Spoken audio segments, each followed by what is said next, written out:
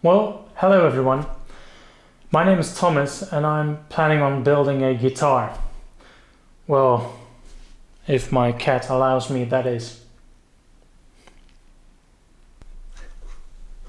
We thought it would be fun to just take you guys along, just to see how this goes.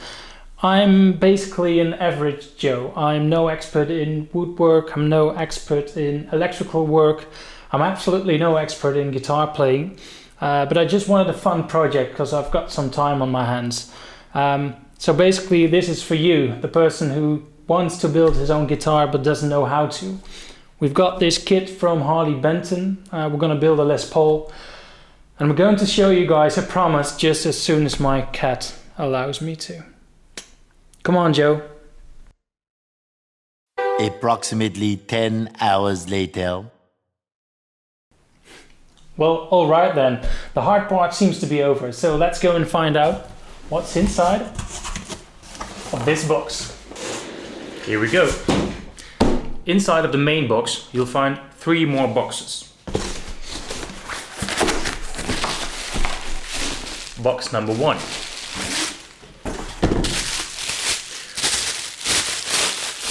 We've got the neck.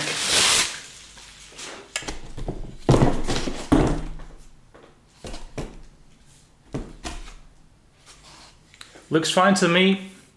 The edges do feel a little bit sharp, so it's gonna need some work.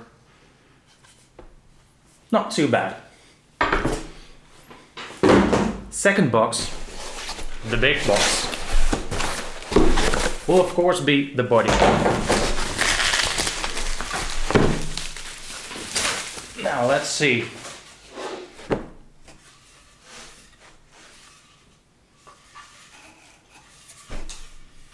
The binding looks kind of nice, but it already has some filler. So as I want a natural look, which I'll come back to later, I'm gonna need to do some prep work before I can start finishing this product. Okay, that's number 2.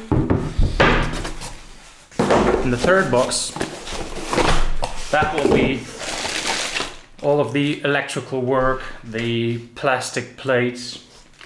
These do look kind of cheap actually, so I might be swapping some things out, but first let's see how it looks with everything assembled. So now, to get some work done, I'm gonna need a plan.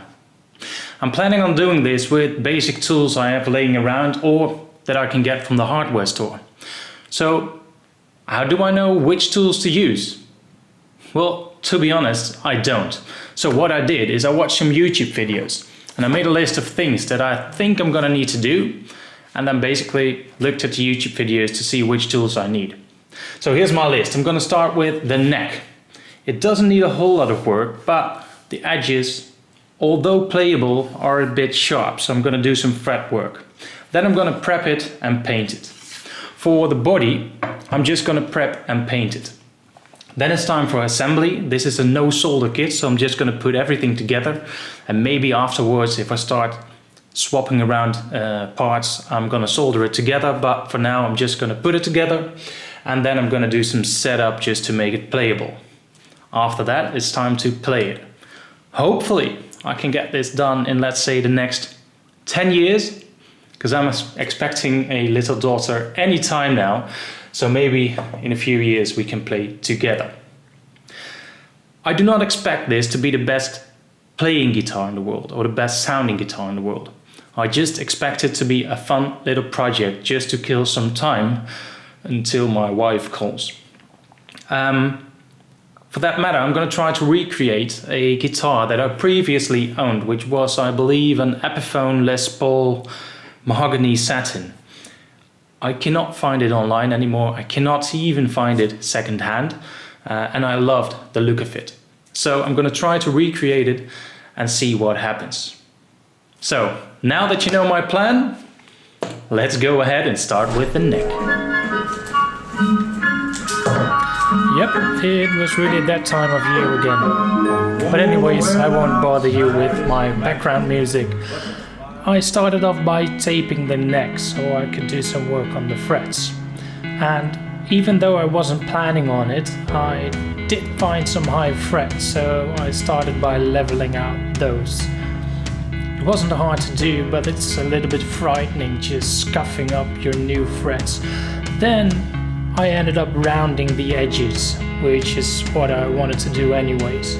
Now just take your time, watch some YouTube videos and you'll be fine. It's kind of hard to see on video, but on the right you see the original fret and on the left the rounded ones. It doesn't look like much, but it makes a big difference in how it feels. I then continue to prep the neck and body by sanding it down.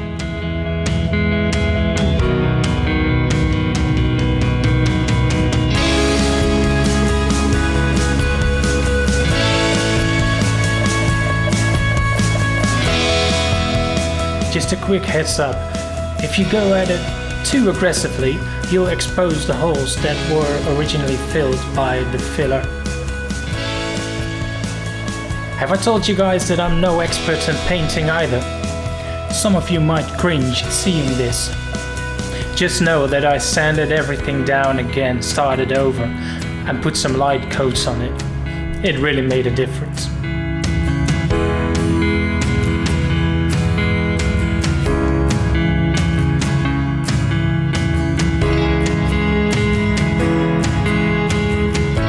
Near impossible to tape off the binding, so just scrape off the excess paint afterwards. I went for the matte or satin look, which I really love. Next up, wiring. And even though I'm calling it wiring, it's basically assembly. All these wires are equipped with connectors, so all you do is putting them together. I did have a bit of trouble, however, with the bridge, but after some fiddling around, I finally got it, and I could continue with the neck.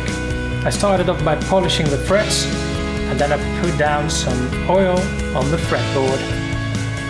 I think the neck came out beautifully, so it was time to put it on the body.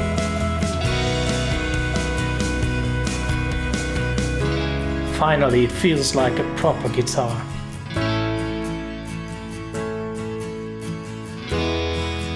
You might have noticed that the headstock is not finished yet. That's because I've got something special planned.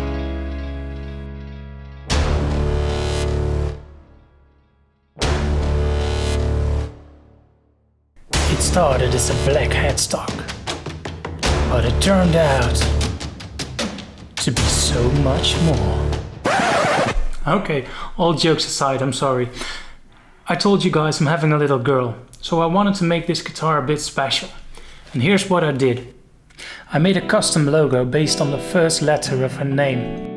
And to put it on a headstock, I had a local copy shop make a waterslide decal out of it. Now there are loads of videos online on how to do this. But basically, you put the decal in water and then you can slide it right off. Once applied, you have to take away all the moisture. Once dry, it's ready for paint. Basically, you put on a finish so thick that you can then sand it down so the logo itself is on the same height as the finish you applied. If you then give it one final layer of finish, it will give you that factory finish look. It's now time to put on the strings and do a little setup.